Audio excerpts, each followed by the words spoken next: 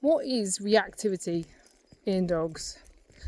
Well, reactivity is obviously the dog's having a reaction, okay? So whether that is like they don't like the postman or anybody at the door, to being reactive on a lead, to being reactive to horses is another one.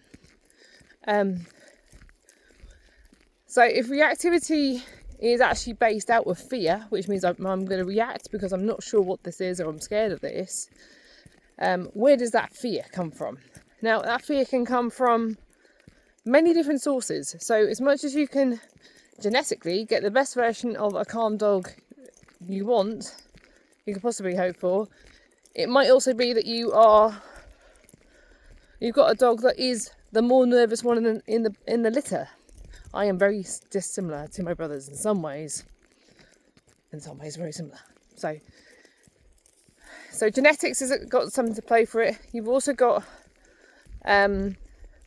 learning environment. So what happens to your dog in their early stages, how there is, so nature, nurture. So the nature is the genetics, what kind of dog you're choosing. The nurture is how they're reared, what we do with them, and what happens to them in early stages to develop their learning experience. So obviously young dogs, that sets more of a precedent to what they're going to be and what they've dealt with in that timescale to what's going to happen next. So going on from there, what else makes reactivity?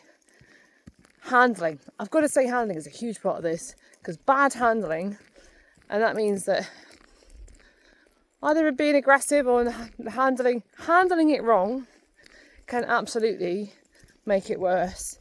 But also no training can also make it worse as well. So lastly, connection to their owner.